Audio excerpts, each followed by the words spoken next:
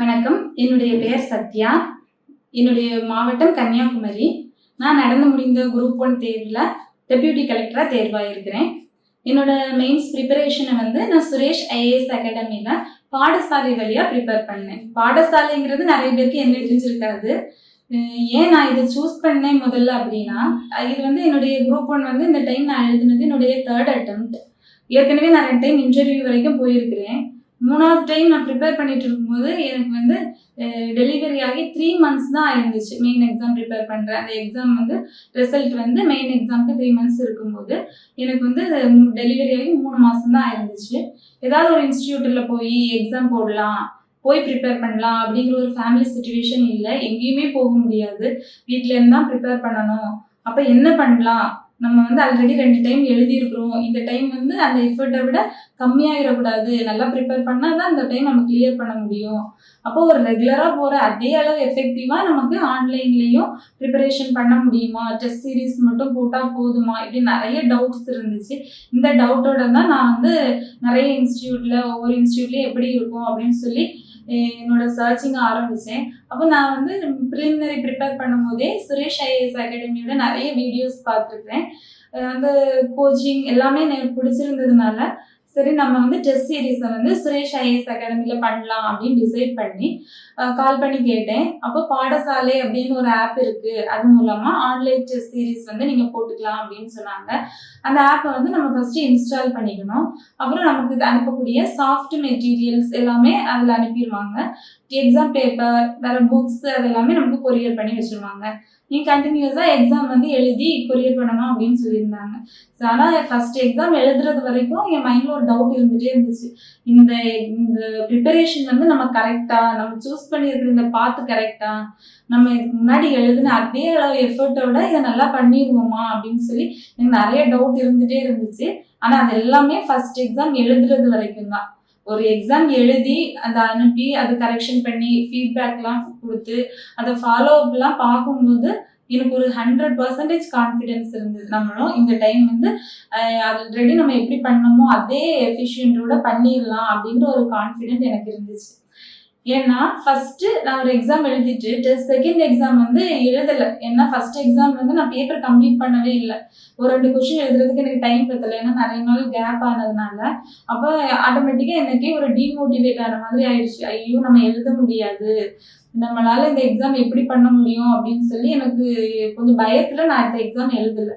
அப்போ நான் என்ன நினச்சேன்னா, நம்ம ஆன்லைன் பேட்ச் தானே போட்டிருக்கிறோம், சரி அடுத்த கொஸ்டின் பேப்பர் அனுப்புவாங்க, அதை வாங்கி நம்ம ப்ரிப்பேர் பண்ணி அந்த ஆன்சரோட படித்து வச்சுக்கலாம் அப்படின்னு நினச்சிருந்தேன். ஆனால் எனக்கு கொஸ்டின் பேப்பர் வரல. கால் பண்ணி கேட்டாங்க, மேடம் நீங்கள் நெக்ஸ்ட் டெஸ்ட் எழுதலையா அப்படின்னு கேட்டாங்க. அப்போ இல்லை மேடம், அப்போ இனி ஏன் எழுதலை, உங்களுக்கு என்ன டிஃபிகல்ட்டி இருக்குது, என்ன பிரச்சனை இருக்குது அப்படின்னு நம்ம கிட்ட கேட்டு அதுக்கான நம்ம கைடன்ஸை நமக்கு கொடுத்தாங்க. நீங்கள் எழுதுங்க மேடம் அப்படின்னு சொல்லி நம்மள மோட்டிவேட் பண்ணுவாங்க. அப்புறம் நெக்ஸ்ட் டெஸ்ட் இப்படி எழுதிட்டே இருக்கும்போது இடையில ஏதாவது ஒரு டெஸ்ட் கொஞ்சம் டிலே ஆனாலும் நம்மளை கால் பண்ணி சுகேஷ் சார் கேட்டாங்க மேடம் அப்படின்னு சொல்லுவாங்க. அப்போ நான் நினச்சிருக்கிறேன், நம்ம ஏதோ டெஸ்ட் சீரீஸ் போட்டிருக்கிறோம், இதையும் சுகேஷ் சார் ஃபாலோ பண்ணுறாங்களா, அவங்களுக்கு இதுக்கெல்லாம் டைம் இருக்கா அப்படிங்கிற அளவுக்கு நான் யோசிச்சேன். அதாவது நம்மளையுமே ஃபாலோ பண்ணுறாங்க, நம்ம என்ன பண்ணுறோம், டெஸ்ட் எழுதுறோமா அப்படின்னு கவனிக்கிறாங்க அப்படிங்கிற ஒரு எண்ணம் வந்ததுமே சரி நம்ம கரெக்டாக எழுதணும், இன்னொரு டைம் கால் பண்ணி கேட்குற அளவுக்கு நம்ம வச்சிருக்கக்கூடாது அப்படின்னு சொல்லி அடுத்த டெஸ்ட்டு நான் கண்டினியூஸாக எழுத ஆரம்பிச்சிட்டேன். அப்புறம் நமக்கு ஃபீட்பேக் சொல்லுவாங்க. ஃபீட்பேக் எப்படி சொல்லுவாங்க அப்படின்னா, கால் பண்ணி ஏதோ நீங்கள் எப்படி எழுதிருக்கீங்க இப்படிலாம் எழுதுங்க அப்படின்னு சும்மா ஃபார்மாலிட்டிக்கு சொல்ல மாட்டாங்க. நம்மளோட ஒவ்வொரு கொஸ்டினுக்கும் இந்த கொஸ்டினுக்கு நீங்கள் எப்படி எழுதலாம், இதோட டெஃபினேஷன் எப்படி எழுதியிருக்கலாம், இந்த முக்கியமான பாயிண்ட்ஸ்லாம் அண்டர்லைன் பண்ணுங்க, இன்னும் எப்படி உங்களோட ஆன்சரை நீங்கள் இன்னும் எப்படி இம்ப்ரூவ் பண்ணலாம் அப்படின்னு எல்லாமே டீட்டெயில்டாக கிட்டத்தட்ட ஒரு 1/2 மணி நேரம் ஃபீட்பேக்கே சொல்லுவாங்க. அந்த அளவுக்கு நமக்கு எஃபிஷியண்ட்டாக இருக்கும். அப்போது அடுத்த டெஸ்ட்டில் கண்டிப்பாக இந்த ஃபீட்பேக்கை நம்ம மைண்டில் வச்சுட்டு நம்மளோட அடுத்த பெர்ஃபார்மன்ஸ் ஆட்டோமேட்டிக்காக இம்ப்ரூவ் ஆகிடும். இந்த கண்டினியூஸாக ஃபாலோ பண்ணுறது, ஃபீட்பேக்கு, அதோட மெட்டீரியலில் பார்த்தா நமக்கு இப்போ கரண்ட் அஃபேர்ஸ் போடுறது எல்லாமே தமிழ் இங்கிலீஷ் 2மே போடுவாங்க. நான் நிறைய மெட்டீரியல்ஸ் பார்த்துருக்கேன். அது மேக்ஸிமம் இங்கிலீஷ்க்கே அதிகமாக இருக்கும், தமிழ் அந்த அளவுக்கு இருக்காது. ஆனால் இப்போ சுரேஷ் அகாடமியில் பார்த்தா 2 மெட்டீரியலுமே ஈக்குவலாக இருக்கும். எப்படி தமிழில் இருக்கிறது அப்படியே இங்கிலீஷ்லேயும் இருக்கும். அந்த மெட்டீரியல் வகையில எல்லாமே எனக்கு 100% சாட்டிஸ்ஃபேக்ஷனா இருந்துச்சு. ஒரு 2 டெஸ்ட் எழுதின பிறகு எனக்கு ஒரு கான்ஃபிடென்ட் இருந்துச்சு. நம்மளும் ஆல்ரெடி 2 அட்டெம்ப்ட் எப்படி கொடுத்தோமோ அதே மாதிரி அதே எஃபிஷியன்ட்டோட இந்த அட்டெம்ப்டையும் பண்ணிடலாம், நமக்கு வந்து சப்போர்ட் பண்றாங்க அப்படிங்கிற ஒரு கான்ஃபிடென்ட் வந்து ஒரு எக்ஸாம் எழுத ஆரம்பிச்சப்பவே எனக்கு இருந்துச்சு. அதை நான் கண்டினியூஸா யூஸ் பண்ணிக்கிட்டேன். அதனால என்னோட குரூப் 1 எக்ஸாம் மெயின் எக்ஸாம் வந்து கிளியர் பண்ண முடிஞ்சுது. இதை நான் ஏன் சொல்றேன்னா, என்ன மாதிரி ஃபேமிலி சுச்சுவேஷன்ல இன்னும் நிறைய பேர் இருப்பாங்க. அதாவது முக்கியமா பெண்களுக்கு வந்து வீட்டு வேலை, கல்யாணம் முடிஞ்ச பெண்கள் வந்து வீட்டு வேலையும் பார்த்துட்டு தான் ப்ரிப்பரேஷன் பண்ற மாதிரி இருக்கும். அதுக்கு வந்து சப்ஸ்டியூட்டே கிடையாது வீட்டு வேலைக்கு பண்றதுக்கு. அதனால அதையும் பண்ணிட்டு இதுல ஒர்க் பண்றவங்க இருப்பாங்க. நானும் குரூப் 4ல ஒர்க் பண்ணிட்டு தான் இருந்தேன். ஒர்க் பண்றவங்க இருப்பாங்க. வேற ஃபேமிலி சுச்சுவேஷன் இருக்கும். ஒரு இன்ஸ்டியூட் போய் ப்ரிப்பேர் பண்ண முடியாத சுச்சுவேஷன் இருக்கும். இதையும் தாண்டி நம்மளால ஒரு குரூப் 1 எக்ஸாம் எழுத முடியுமா, எழுதி சக்சஸ்ஃபுல்லா அதுல வின் பண்ண முடியுமா அப்படின்னு நிறைய பேருக்கு டவுட் இருக்கும்.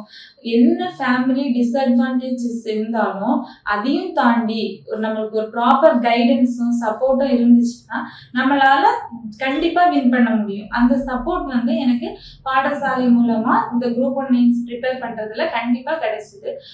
அத்தனை அங்க இருக்கிற Sukesh sir, Kanimurugan sir, Bala sir எல்லாரோட சப்போர்ட். அவங்க எல்லாம் என்ன பார்த்துருக்கவே மாட்டாங்க ப்ரிப்பரேஷன் முடிகிறது வரைக்கும். இருந்தாலும் அவங்களோட கேர், நம்மளை ஃபாலோ பண்றது, எக்ஸாம் திரும்ப கண்டினியூஸா எழுதுறதுக்கு மோட்டிவேட் பண்றது எல்லாமே இருந்துட்டே இருக்கும். யாரோ சும்மா நம்மளுக்கு ஒரு டெஸ்ட் பேட்ச் போட்டிருக்காங்க அனுப்பினாலும், அவங்க கொஞ்சம் ஆன்சர் எழுதினாலும், டெஸ்ட் எழுதலைனாலும் நம்ம கண்டினியூஸா மெட்டீரியல் மட்டும் அனுப்பி வச்சுட்டே இருப்போம். அவங்க எழுதாது அவங்க இஷ்டம். அந்த மாதிரி ஒரு மைண்ட் செட்லயே இருக்க மாட்டாங்க. ஒரு கேர் இருக்கும். நம்மளுக்கு அதாவது முடியாத சுச்சுவேஷன்ல தான் இவங்க வந்து ஒரு டெஸ்ட் பேட்ச் போட்டிருக்கிறாங்க, அது நம்மளால முடிஞ்ச சப்போர்ட்டை நம்ம பண்ணுவோம் அப்படிங்கிற ஒரு மைண்ட் செட்ல நம்மளுக்கு சப்போர்ட் பண்ணிட்டே இருப்பாங்க.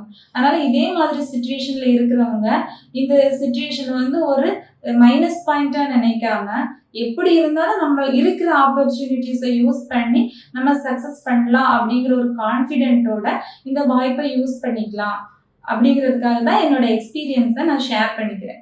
இதுல வந்து முக்கியமா நம்ம 2 பாயிண்ட்டை வந்து நோட் பண்ணிக்கணும். என்னன்னா, நம்ம வந்து ரெகுலரா ஒரு இன்ஸ்டியூட்டுக்கு போறோம், அங்க எல்லாரோட சேர்ந்து நம்ம எக்ஸாம் எழுதுறோம் அப்படின்னா நம்ம அவங்கள பார்த்து அவங்க ப்ரிப்பரேஷன் பார்த்து ஆல்ரெடி நம்ம கொஞ்சம் மோட்டிவேட் ஆகும். அப்புறம் எக்ஸாம் எழுதும் போது அந்த டைமுக்கு மேல நம்மள எழுத விட மாட்டாங்க, ஆன்சர் ஷீட்டை வாங்கிடுவாங்க.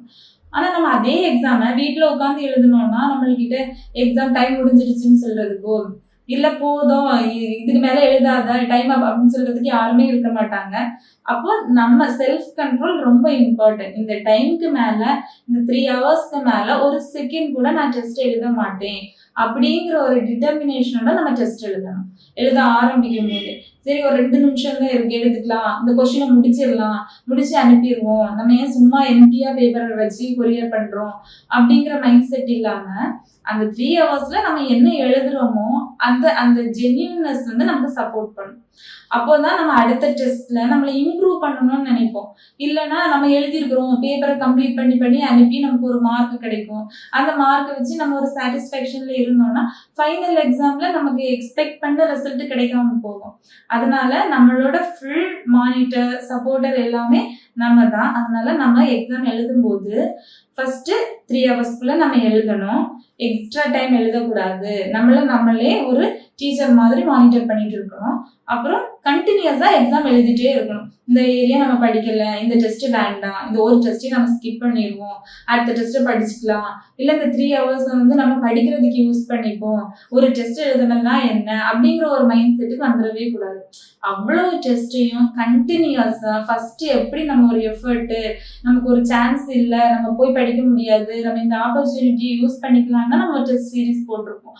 அப்போ ஆரம்பத்தில் நமக்கு என்ன மைண்ட் செட் இருக்கோ அதே மைண்ட் செட்டோட கடைசி முடிக்கிறது வரைக்கும் நம்ம ப்ரிப்பேர் பண்ணணும்.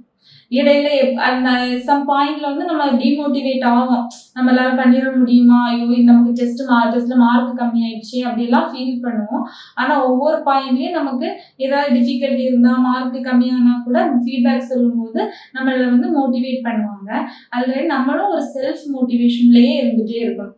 நம்மளால முடியும், நம்ம ஆல்ரெடி படிச்சிருக்கிறோம், நம்ம படிச்சதுதான் திரும்ப எழுதுறோம், திரும்ப ரிவிஷன் பண்ணணும், கண்டினியூஸா டெஸ்ட் எழுதிட்டே இருக்கணும், டைமுக்குள்ள கம்ப்ளீட் பண்ணணும். இந்த நம்மளோட சைடையும் நம்ம கரெக்டா அதாவது இன்ஸ்டியூட்ல அவங்களோட பார்ட் அவங்க கரெக்டா பண்ணிடுவாங்க. ஆனா நம்மளோட பார்ட்னு கொஞ்சம் இருக்குல்ல, நம்மளோட ப்ரிப்பரேஷன், நம்ம எவ்வளவு கரெக்டா எழுதுறோம், அந்த ஆப்பர்ச்சுனிட்டிஸை வந்து எப்படி யூஸ் பண்ணிக்கிறோம், இதெல்லாம் நம்மளோட கையில இருக்கிறது. இதுக்கு வந்து அவங்க பொறுப்பாக முடியாது.